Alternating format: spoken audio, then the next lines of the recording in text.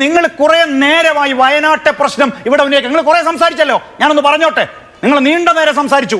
വയനാട്ടിലെ പ്രശ്നം എന്താണ്?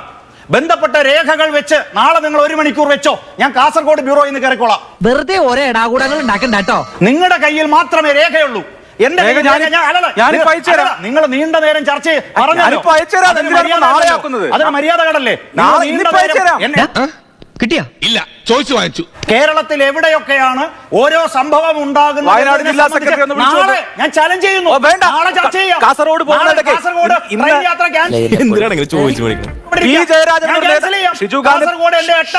ട്രെയിൻ യാത്ര നിങ്ങൾ ആ രേഖ കൊണ്ടു അല്ല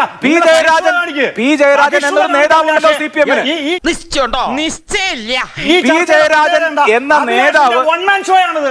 അഭിലാഷിന്റെ എന്തുകൊണ്ടാണ് വൺമാൻ ഷോ എടുക്കുന്നത്? നിങ്ങൾ ഇടത് വലത് മുന്നണികളുടെ ഇരട്ടത്താപ്പ് കൊണ്ട് അത് കറക്റ്റ്. നിങ്ങൾ കൊണ്ടുവരുന്നത് പി ജയരാജൻ നിലപാട് വളർത്താൻ ബിജെപിയുടെ കയ്യിൽ ആയുധമായി മാറുന്നു. നിങ്ങൾക്ക് എന്തും പറയാം.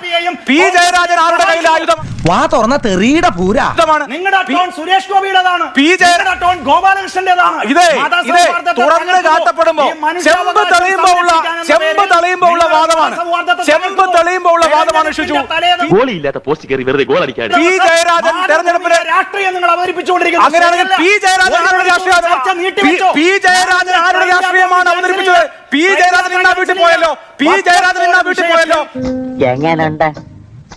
നിന്റെ തലയ്ക്ക് വല്ല അസുഖമുണ്ടോ? പി ജയരാജൻ ആരുടെ വിഷയമാണ് ഉന്നയിച്ചത്? ഷിജു അത് പറയൂ. പി ജയരാജൻ ആരുടെ നറേറ്റീവാണ് ഉന്നയിച്ചത്? പി ജയരാജൻ പോയല്ലോ ഇന്ന് അവിടെ. ആയുധമായി മാറുന്നു അഭിലാഷ്. ഭാരിച്ച ചോദ്യം ചോദിച്ച് എന്നെ വെറുതെ ബുദ്ധിമുട്ടിക്കണ്ട. നിങ്ങൾക്ക് വർഗീയവാദം തുറന്നു കാട്ടപ്പെടുമ്പോ മറ്റുള്ളവരും വർഗീയവാദികളാണെന്ന് തോന്നും. സ്വാഭാവികമാണത്. എനിക്കത് ഒരു പരാതിയില്ല ഷിജു. ആണുങ്ങളായാൽ ഒറ്റത്തന്തയ്ക്ക് പറഞ്ഞ ഗുണം കാണിക്കണം. ഇന്ന് ഈ വിഷയത്തിൽ പി ജയരാജൻ ആ വീട്ടിൽ പോയിട്ടുണ്ട്, കാര്യങ്ങൾ മനസ്സിലാക്കിയിട്ടുണ്ട്. അതുകൊണ്ട് താങ്കൾ അറിയാത്ത വിഷയമാണെങ്കിൽ പഠിക്കണമായിരുന്നു. അതും ശരിയാണ്. പ്രതിജ്ഞാബദ്ധമാണ്. കാസർഗോഡ് പോകുന്നിടയ്ക്ക് കണ്ണൂരെന്ന് ഇറങ്ങിയിട്ട് നിയമവാഴ്ചയെ നിങ്ങൾ അംഗീകരിക്കുന്നില്ല. അംഗീകരിക്കാത്തത് ആരാണ്? നിയമത്തിൽ പെശകുണ്ടെങ്കിൽ ആദ്യം തിരുത്തണമെന്ന് ഞങ്ങൾ പറയും. എവിടെ പറഞ്ഞു? ഒന്ന് പോടോ. ഞങ്ങൾ അനുവദിക്കില്ല.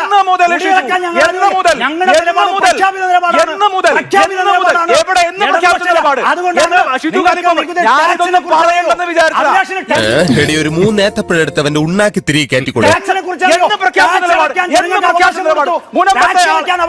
മുനമ്പത്തെ ആളുകളെ ഇറക്കി വിടില്ല എന്ന് നിങ്ങൾ എന്ന് പ്രഖ്യാപിച്ച നിലപാട് ജില്ലാ ബോംബുണ്ടെടുക്കട്ടെ. ഒന്നുകൊണ്ട് നിൽക്കും തോന്നില്ല. ജില്ലാ സെക്രട്ടറി നിലപാട് നിങ്ങൾ പ്രഖ്യാപിച്ചു. ജനങ്ങളോടൊപ്പം നിന്നിട്ടുണ്ട്. സംഘടനയെ ഇനിയിപ്പോ സമയമില്ല. മുനമ്പത്തെ ആളുകളെ ഇറക്കി വിടില്ല എന്നുള്ളത് ഞങ്ങളുടെ പ്രഖ്യാപിത നിലപാടാണ് എന്ന് ഷിജു ഖാൻ പറയുന്നു. തെറ്റാണ് അഭിലാഷ്, തെറ്റാണ്.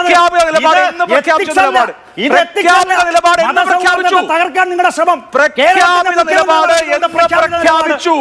കർത്താവിന്റെ നാമത്തിൽ ബാക്കി പറയരുത്. കേരളത്തിന്റെ മുഖ്യമന്ത്രി പറഞ്ഞിട്ടുണ്ട്.